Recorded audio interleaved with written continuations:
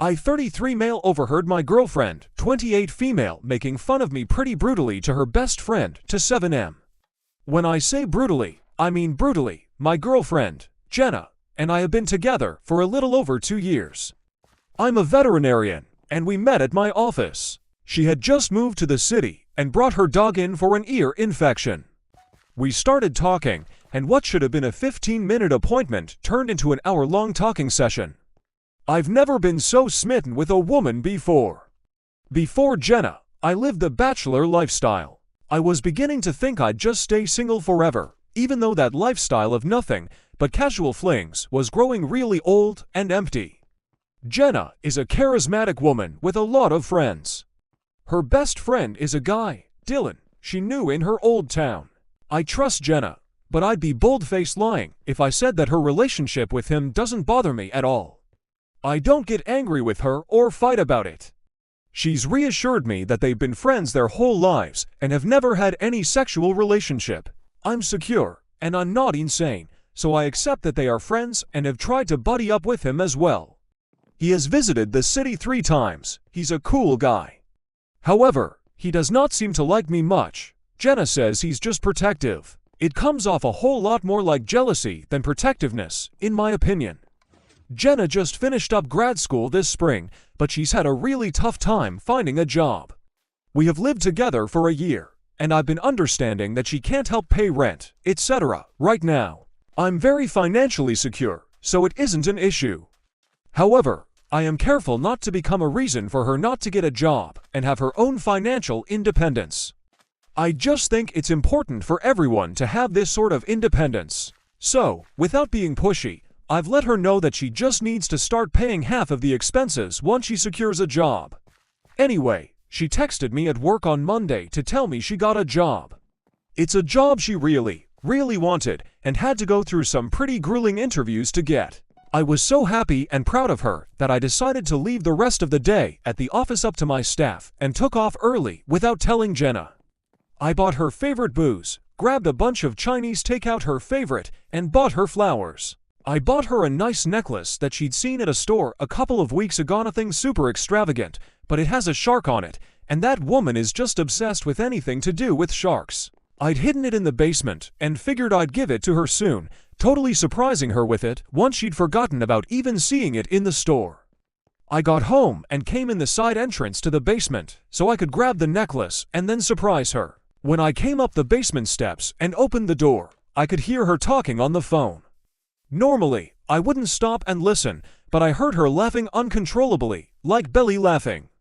It was pretty cute, so I figured I'd wait for her to get off the phone before I surprised her. She was talking to Dylan, nothing new there.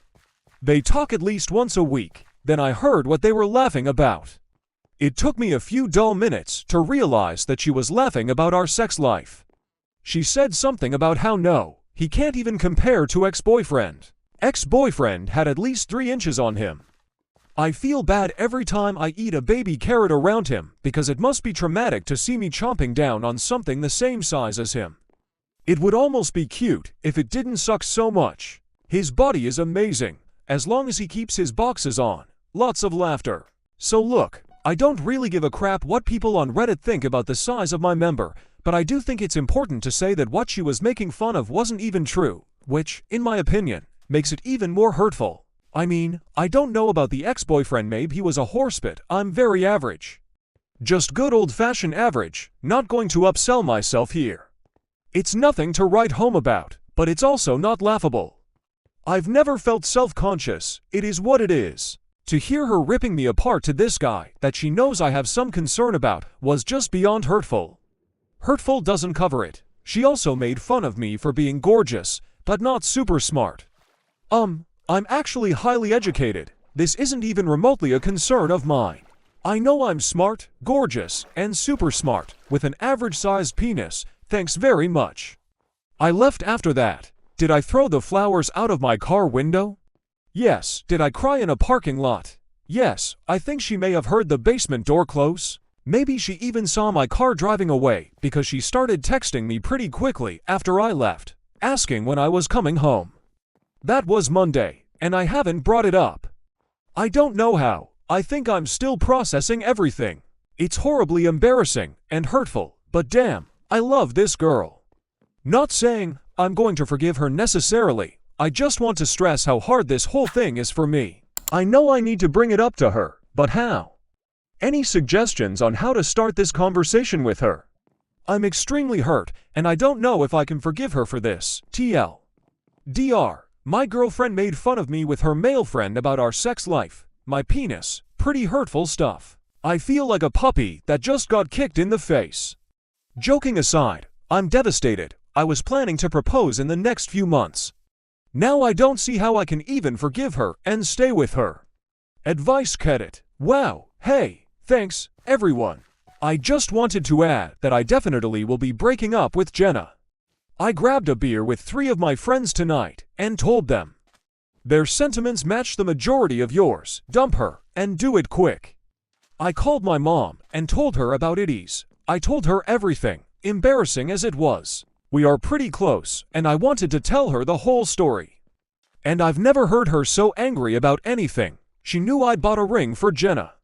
I will post an update after I do it, probably tomorrow, though it may take me a couple of days to post about it. I'm going to be pretty wrecked emotionally. Thanks again for all the comments, DMs, and messages of support and encouragement. I really didn't expect everyone to be rooting for me like this. Update. I 3M overheard my girlfriend, 28F, making fun of me pretty brutally to her best friend, to 7M. When I say brutally, I mean brutally. Well, supportive Reddit strangers, I stayed strong and broke up with Jenna Thursday evening. This has honestly been the most dramatic couple of days of my entire life. I'm exhausted. Things got pretty ugly on her part. Sorry that this is so long. A lot happened. At the suggestion of my friends, mother, brother, and many of you, I talked to her in a private, but still public place. The thought behind it was that someone who can be so cruel and reveal herself as a liar is potentially capable of trying to turn things around on me and say that she left me because I hurt her or some other nonsense. I'd like to think she wouldn't do something like that, but who knows, especially after everything that has happened. Better safe than sorry. I thought about just boxing up her stuff and breaking things off with no explanation, but it has been over 2 years together. I decided the best thing to do is to confront her calmly and then hear her out. If she had an explanation, I wanted to hear it, even if it didn't change my decision to break up with her. So, I took her to a wine bar downtown that has those little individual booths with half curtains. She's been sugary sweet since Monday, which tells me she either A, felt guilty about what a jerk she was, B, thought I might have hurt her, or C, she just knew I'd been acting distant and was totally clueless as to why. So, she dressed up really nice, and despite everything that has happened, I can admit that she looked stunning. She was also very affectionate and kept making a lot of sexy comments about all the things she wanted to do to me later. Normally, my precious little baby carrot would have been thrilled by this, but given the circumstances, it was difficult to hear and act normal. I had rehearsed what I was going to say to her over and over, so as soon as we sat down and got our wine, I started. I can't remember word for word, my adrenaline was kicked in pretty high gear, so it feels fuzzy. I basically started by saying how much I've loved her, how she's the only woman that I've ever felt connected to so profoundly that I opened myself up to her completely and trusted her. I told her that she's the only woman I've ever thought about marrying, that I've gone ring shopping for. I left out the part about how I already bought a ring and that I've actually imagined having children within the next few years. She kept interrupting me to say I love you, or to tell me how much she loves me too. Then, I looked her in the eye and asked her point blank why, if she loved me so much, she horrendously made fun of me to Dylan. I have to say the look on her face was a bit satisfying. As expected, she denied it at first and acted like she had no idea what I was talking about. She said Dylan knows how much he loves me and that she's never made fun of me to him.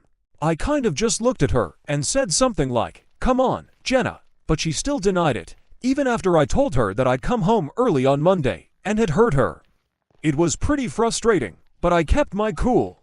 I just told her that she and I both know she's lying, and that the things she said were unforgivable, and that I couldn't wrap my mind around why she would say things like that to anyone, let alone Dylan specially, because she was lying just to be able to rag on me. She still denied it and acted like I was crazy. She said she loves me so much that she's not dissatisfied with our sex life and would never say she was or complain about my size, and that she knows how smart and sweet I am. That's why she loves me. If I hadn't heard what she said to Dylan myself, I would have believed her. She deserves an Oscar for that performance. Some commenters asked if I was sure she was talking about me when I overheard her. When she was talking about her ex-boyfriend and his cracking of a dick, she said my name when she was making the comparison. I'm definitely sure that she was talking about me, and that she was lying to my face about it. I told her that I would drive us home, and she could grab the essentials she needed, and her dog. My brother and his girlfriend would be at the house too. I wanted to make sure there were other people, just to have witnesses that I let her get her stuff, and didn't do anything aggressive or destructive. I told her I'd pack the rest of her stuff up, and leave it out for her to get whenever she could.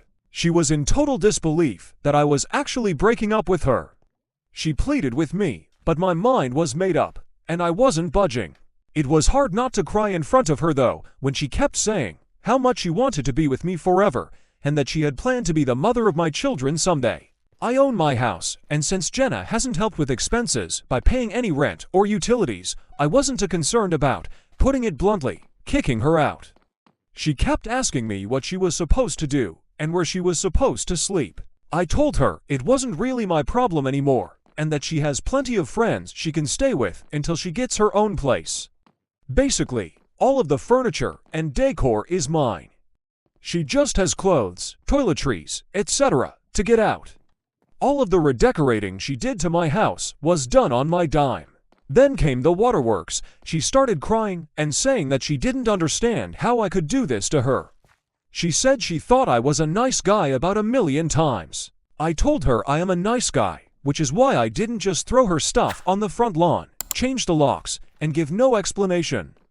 Then, I swear to you, this woman dug the knife in even deeper. She said she didn't know why she said those things to Dylan. Finally acknowledged that maybe it's because Dylan brings out the best in her, and she's able to laugh about things that would normally make her cry. I guess, like my penis. I told her that it's really sad to me if what I heard was her at her best.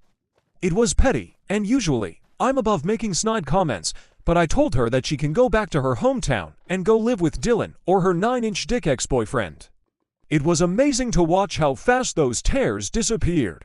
Apparently, I am in a hole. I don't know how to treat women. I'm a loser. My penis is tiny. I'm going to be alone forever. She never really loved me, and I was more like a friend, but she didn't want to hurt me, so she stayed with me. Makes a lot of sense. She would have said no if I'd proposed. Again, I am a loser, and in a hole, and in case I didn't get it the first time, she meant it when she said my penis was a baby carrot. Oh, and I will die alone. I told her dying alone is preferred to dying married to a woman who is cruel and doesn't love or respect me. No joke, she started to scream, not words, just a long, extremely loud scream. It was alarming, and then she just booked it out of there after calling me a disgusting pig.